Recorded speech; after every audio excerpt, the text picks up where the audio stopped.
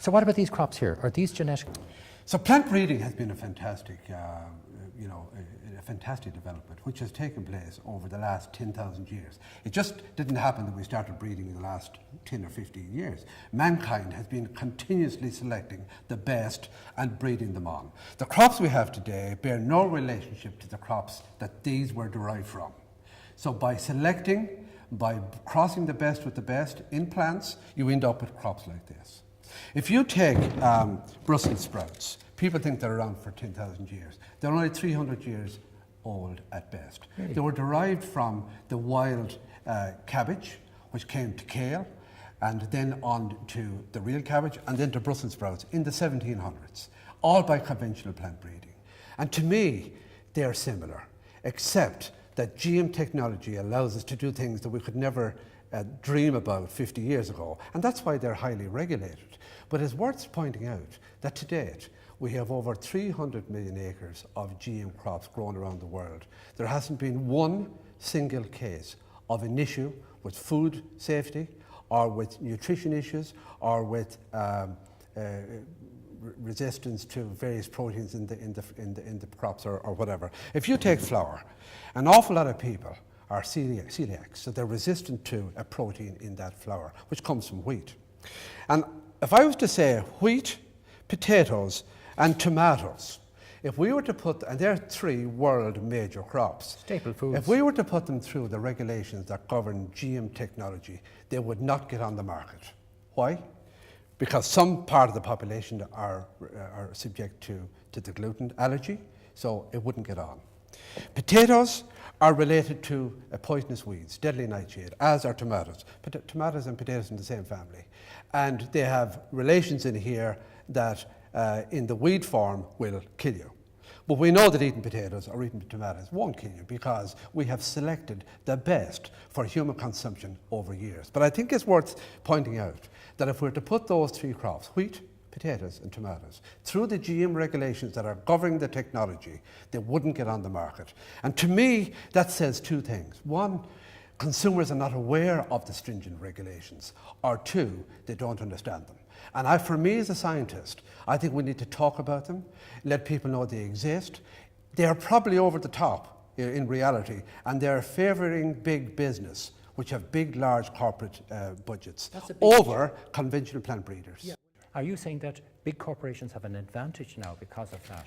Well, yeah, because to get through the regulatory hoops to put a GM crop onto the market, you have to have very big, deep pockets. And only the big multinational companies have those deep pockets.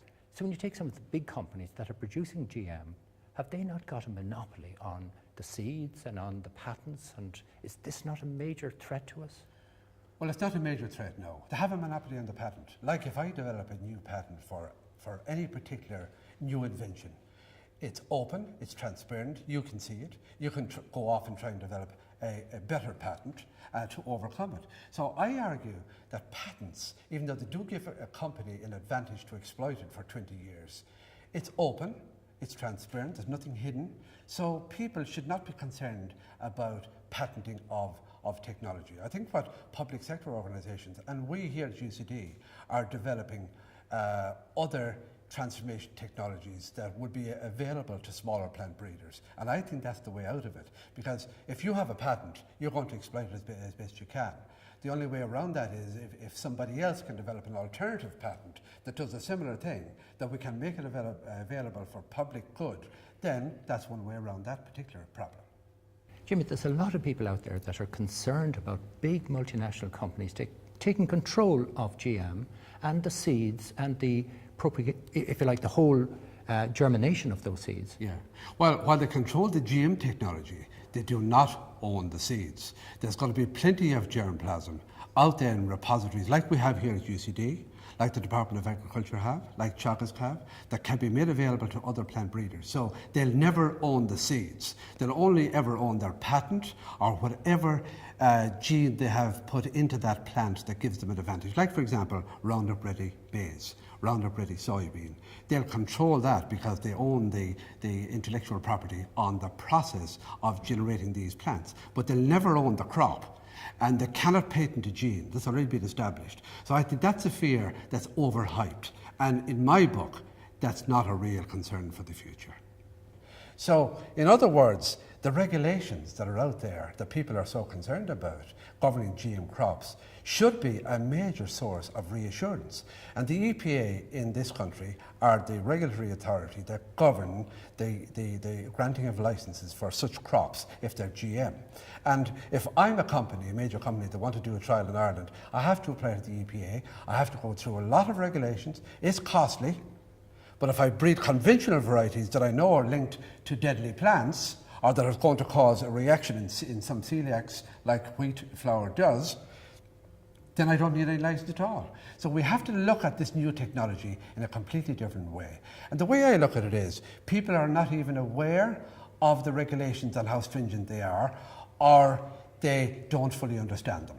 And this is why it's important to reach out to communities, educate people about the technology, because it is a new science and people are wary of new sciences, and it's up to scientists like ourselves and people at UCD and elsewhere to reach out and tell people what we're doing, because all we're trying to do is develop crops that are more efficient, better against disease, more nutritious, that can help solve the massive global food shortage that's going to take place over the next 20 to 50 years. In Ireland, Jimmy, are we eating GM foods in Ireland? I know it's banned from Europe, but is it coming in? Is there a certain quantity of it in foods we buy in supermarkets? There's lots of GM crops coming in. We don't grow them in Europe, although some parts of Europe, in Spain and in Eastern Europe, some GM crops are grown. So it's not fair to say that Europe is totally GM-free. It's not. But in Ireland, we import boatloads of GM material every week into the country and have been doing so for the last 20 years. And all the products that are produced from using that material have been on our supermarket shelves for 20 years. And there hasn't been ever any case of an issue with those foods or those plants. So, I mean, the consumer has a choice. We have labelling. It's all on the label as to whether they're contained or not. But really, from a scientific viewpoint, there should be an awful lot less concern about GM crops than there is currently. Jimmy, take feedstock for cattle. You know, cattle going in for the winter, they need feedstock. A lot of that is imported. Are there GM parts of that, or is the maize and the soya, a lot of that not I mean, GM? the market, first of all, Europe is only 30% self-sufficient in protein. In other words, we don't produce enough protein in Europe for the animal and the people that we have on the planet. So we import it from largely North and South America, which at this stage is 93, 94, 95% GM. So a lot of the protein products that are coming in into this country and have done for the last 20 years, whether they're gluten or maize distillers or soybean, the majority of them are GM. Now, there is a market developing for non-GM material, because if you're an organic farmer, you cannot use GM under the regulations. I think that has to be looked at, quite honestly, because organic farming is about getting as much disease resistance as you can to protect the plant. And one way of doing it, but it's not going to happen probably in my lifetime, is to use new techniques like the precise tools of GM technology to make organic varieties much more resistant to potato diseases than was heretofore.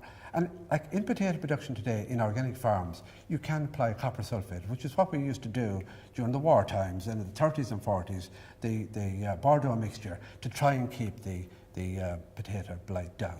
So it's not to say that organic farmers don't have to control blight, they do. But what you try and do in that case is you look at rotation, you look at the most disease-resistant variety you have, and then you use the copper sulfate where everything else fails. So even in organic farming, we have to control diseases, we have to control weeds, and that's the same across the whole of agriculture.